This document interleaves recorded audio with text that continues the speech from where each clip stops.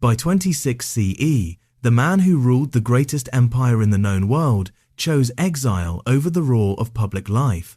Tiberius Imperator, Tiberius Caesar Divi Augusti Filius Augustus walked away from the palaces of Rome and crossed the Bay of Naples to Capri, a jagged island rising from the Tyrrhenian Sea like a fortress built by nature itself. Capri had always drawn Roman eyes. Its cliffs, sheer and almost unscalable, offered both protection and vantage. Ancient seafarers used its grottos as shelter, while earlier rulers saw it as a sentinel in the bay. But under Tiberius, Capri became something else entirely. Not merely a retreat, but a hidden capital, a place where the emperor could rule without being seen, and where distance from Rome meant distance from judgment. 12 villas were raised across the island, each a palace designed for secrecy.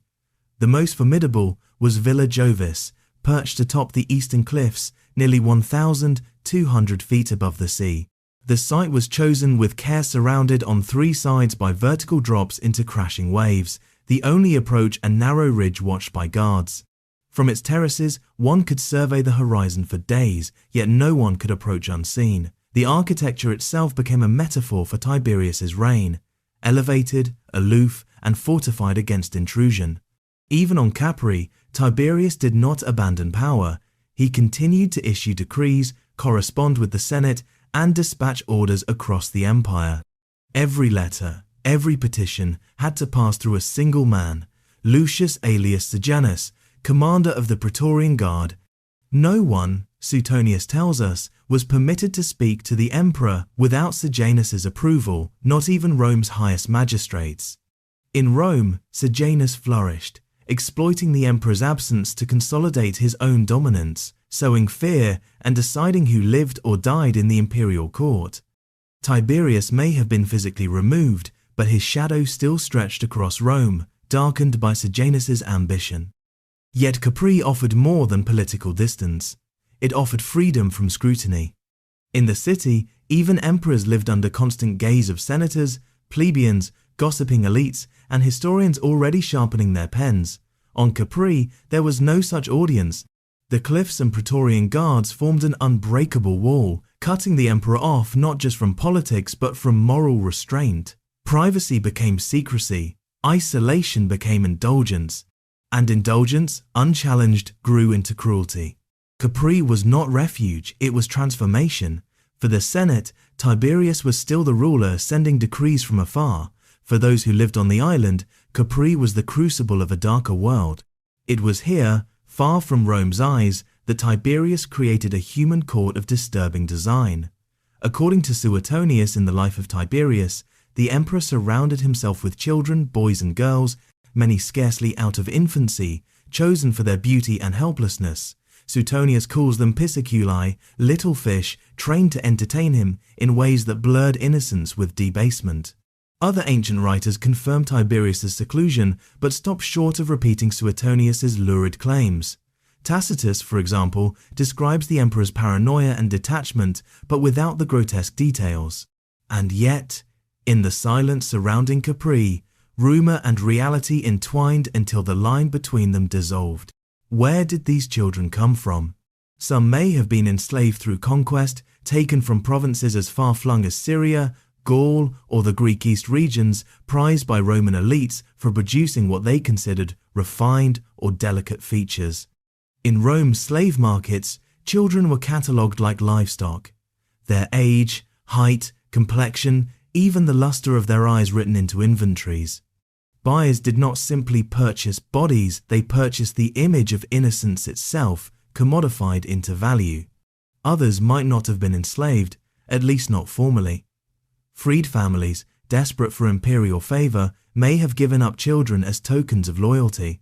To the Romans, such a gesture could secure advancement, a patronage, or a chance at survival. On Capri, legality meant nothing.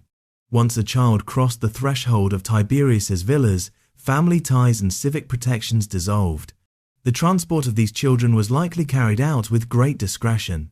The Classis Misenensis, Rome's powerful fleet based at Misenum, lay just across the bay and could easily ferry imperial attendants in secrecy.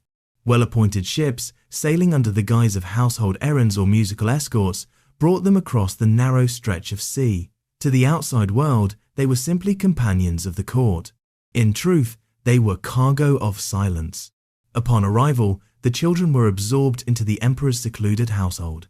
They were trained not just in performance dancing, singing, the mimicry of myths, but in obedience, silence, and the erasure of self. Their lives were reshaped to serve one man's will.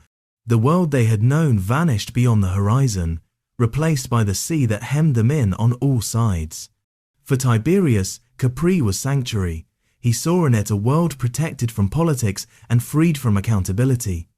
But for the children, Capri was prison. Their names, their identities, even their origins faded into secrecy, consumed by the salt air and the cliffs that trapped them.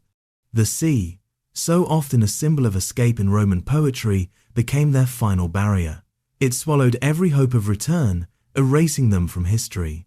Capri thus became two islands in one, for the emperor a throne of solitude, for the powerless a cage without escape. On Capri, silence was not only a condition of survival, it was a stage. Suetonius claims that Tiberius, surrounded by his retinue of children, transformed them into unwilling performers. They were trained like actors, dancers, or musicians, expected to sing, mimic, and embody myths, but behind the veneer of art lay humiliation. The emperor's private spectacles blurred the boundary between ritual and cruelty, turning innocence into display. The Roman world thrived on spectacle. In the forum and amphitheatres, gladiators fought for honour, charioteers raced for glory, and theatrical troupes retold the epics of Homer and Virgil. These were public rituals, celebrations of community bound by tradition. But on Capri, Tiberius twisted those same traditions into secret performances, stripped of audience and dignity, reduced to the whims of one man.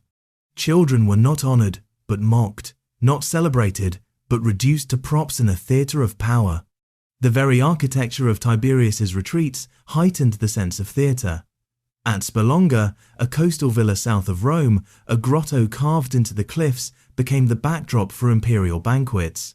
Inside stood colossal marble groups sculpted by Rhodian masters, Odysseus blinding the Cyclops, heroes wrestling with sea monsters, scenes of survival and cunning. Guests would dine beneath these mythic figures, their flickering lamps casting shadows across stone faces of gods and monsters. It was a setting designed to overwhelm, to remind all present that they dined in the company of power older than Rome itself. Capri, too, was lined with grottos, natural caverns that echoed with water and whispers. The Blue Grotto, though not definitively tied to Tiberius, fits the island's aura of myth. Statues of Neptune, Tritons, and sea nymphs found nearby hint at ritual spaces where the sea and spectacle merged. Suetonius describes the emperor's games held in cliffside palaces. Whether the grottos themselves hosted them is uncertain, but the natural drama of the island amplified his reputation for secrecy and excess. Children trained for these spectacles may have been costumed as mythic beings, their small bodies painted or adorned to resemble nymphs, satyrs, or divine attendants. To outsiders, such roles might have evoked Rome's deep love for theatre and myth, but for those children, each performance was a loss of self, their individuality dissolved into masks they could not remove. In Rome, performers might win fame, applause, or reward. On Capri, there was no applause, only the unblinking gaze of the emperor.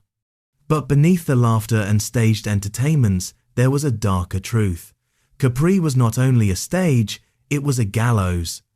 Ancient writers, Tacitus foremost among them, describe how Tiberius ruled his secluded empire with an iron grip.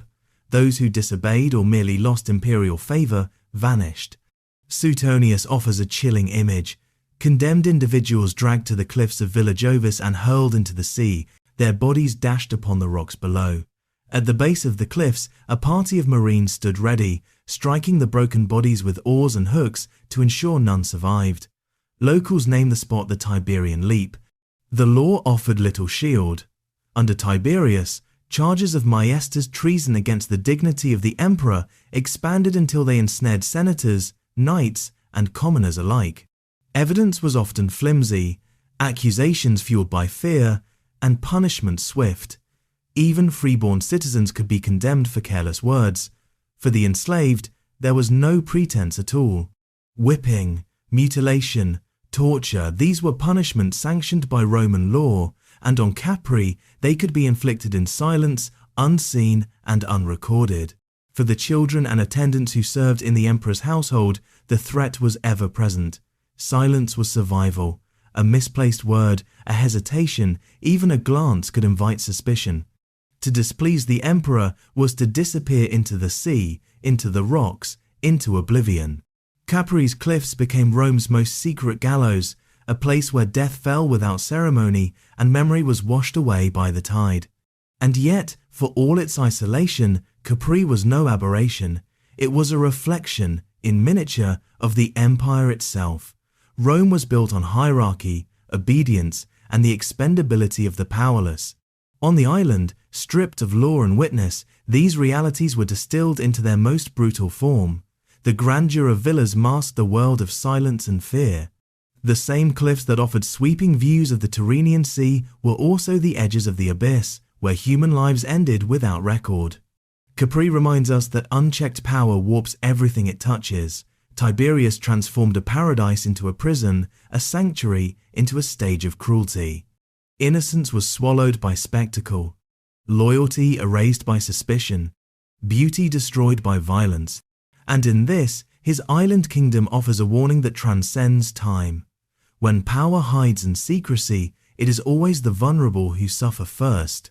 2,000 years have passed, but the question lingers: which hidden refuges of power today conceal their own shadows? Which paradises are prisons in disguise?